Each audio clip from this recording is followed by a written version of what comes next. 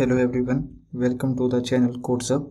In this video, we will see Chapter 2 interview question, that is the most and commonly asked Java interview questions related to wrapper classes in Java. So basically we can say that this is our Chapter 2 and that is wrapper classes in Java. So let's get started. So first and commonly asked interview question related to wrapper classes is, what are wrapper classes in Java? So as we know, there are basically two types. First one is the wrapper classes and second one is the primitives. So all object classes like boolean, byte, character, double, float, integer, long and short are wrapper classes. And also we can use primitive types like boolean that starts with small b, byte, char, double, float, int, long and short.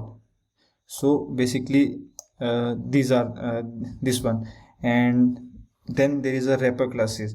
So all object classes that is starts with caps letter, that is boolean, byte, character, double, float, integer, long and short, as we have mentioned here, are the wrapper classes. Also if you want to understand it diagrammatically, then this way from this diagram you can understand this. So these are the wrapper classes in Java.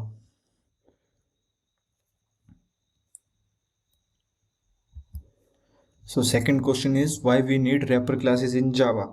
So in the previous question or previous slide, we have seen what are wrapper classes. Now why we need wrapper classes in Java?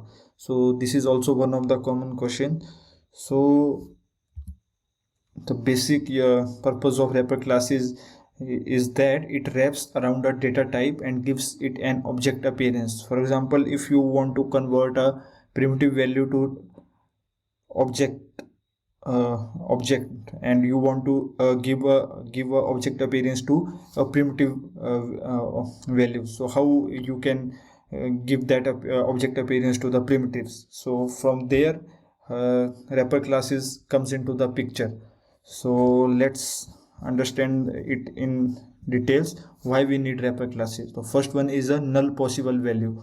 So if we gives a object appearance to any primitives, then it may be the chance that there is a null value possible, right? So that's why null value is possible, and that's why we are converting it to giving it to object appearance. So basically object appearance means null can be possible value. Second is if we give it a object appearance, then simply it means we can use it in collection. So if you want to give any object in collection, then it is very important that that particular object have a valid object appearance. So for that you need to convert a primitive into object. So that's why wrapper classes is required or needed there. And third one is to support object like creations from other types. So all the methods that are present in the object classes, we can use those methods only if we have a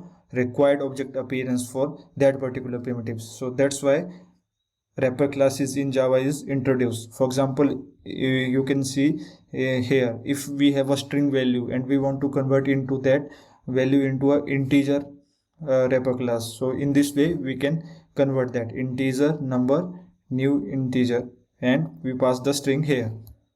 So this is the basic reason why we need wrapper classes in Java. So third one is the, what are the different way of creating wrapper class instances?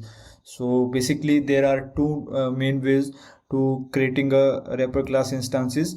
First one is the by using a wrapper class constructor, and second one is the by using a static method, that is value of.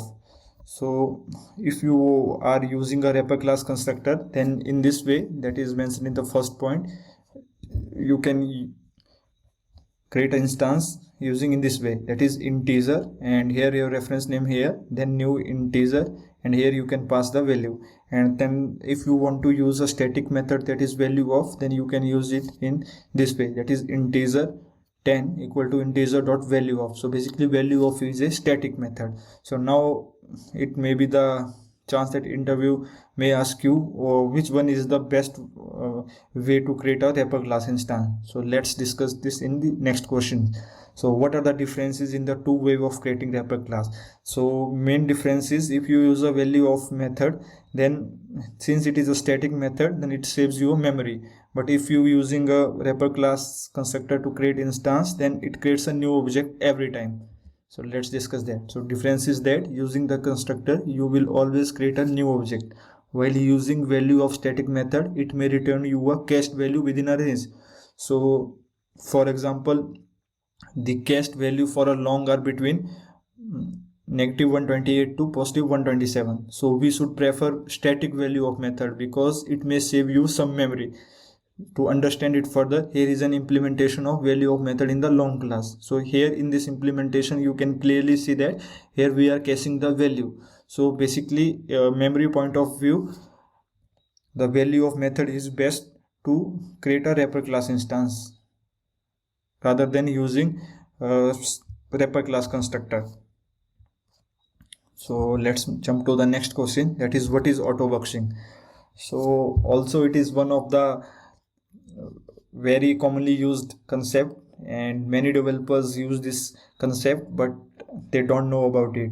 So interviewer may ask you what is autoboxing. So don't confuse if interviewer asks you what is autoboxing. So autoboxing is simply means automatic conversion that the Java compiler makes between the primitive types and their corresponding object wrapper classes. For example, converting an int to an integer, a double to a double, and so on. So if the conversion goes the other way, this is called unboxing. So simply in one line, autoboxing means automatic conversion that the Java compiler does for us. So basically, Java compiler performs the automatic conversion between primitive types to corresponding object wrapper classes. For example, integer 5 5. Here 5 is a primitive value. So here Java compiler automatically converts this primitive to corresponding integer wrapper class. And then similar is the below, integer 3, new integer 3 plus plus. So here we are incrementing this value. So will it work? Yes, it works because Java compiler automatically perform the required conversion for us. So here while we are doing 3 plus plus, so here Java does work behind the screen for us. So we don't need to care about, take care it explicitly, because Java compiler automatically perform the required conversion for us. So next is the what are the advantages of autoboxing.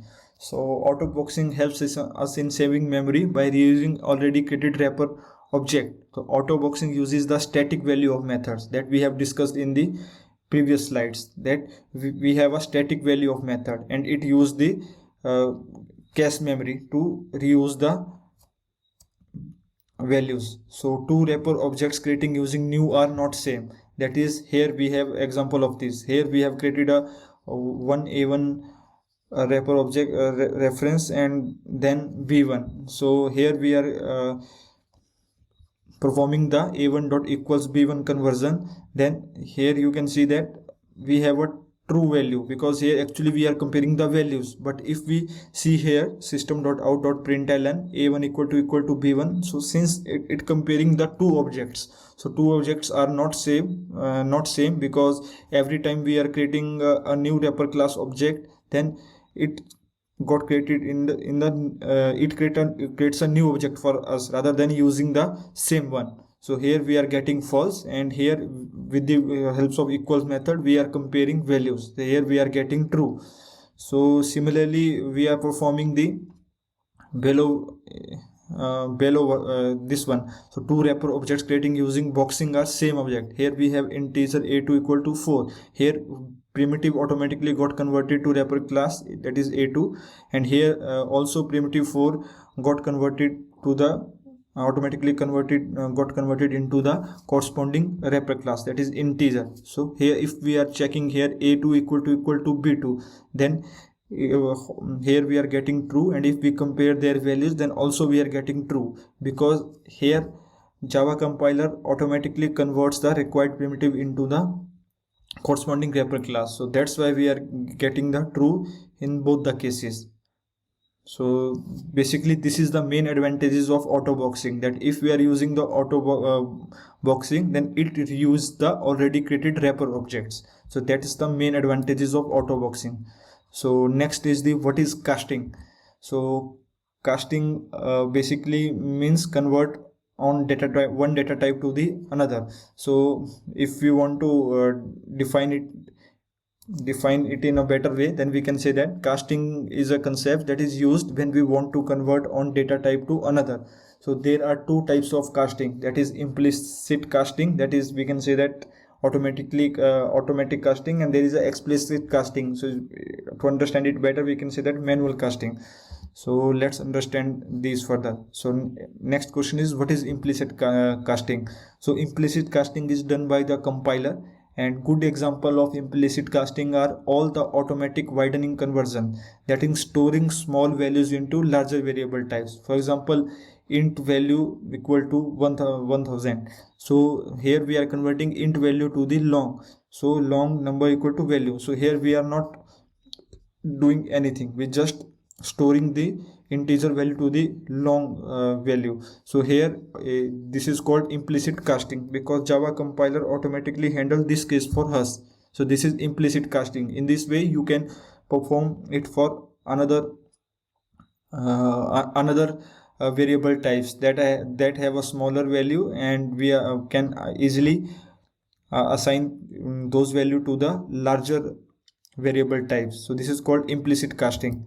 Then there is a concept comes of explicit casting. So next question is what is explicit casting.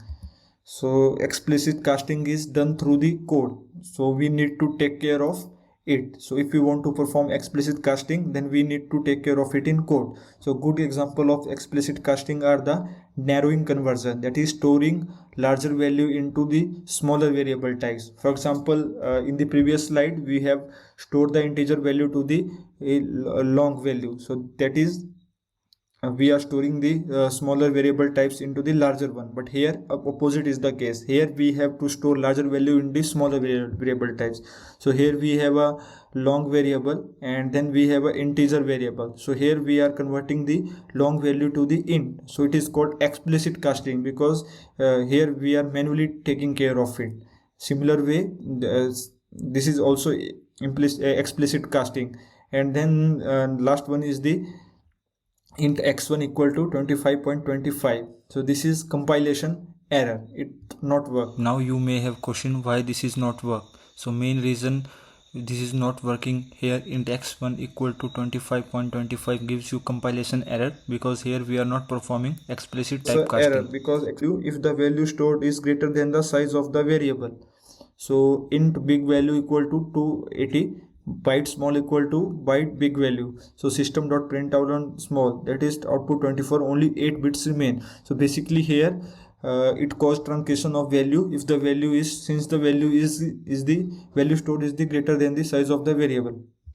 So that's all for this tutorial. Hope you guys are able to understand this. Please do subscribe to our channel so that you cannot miss further videos of the interview series and also technology related tutorials.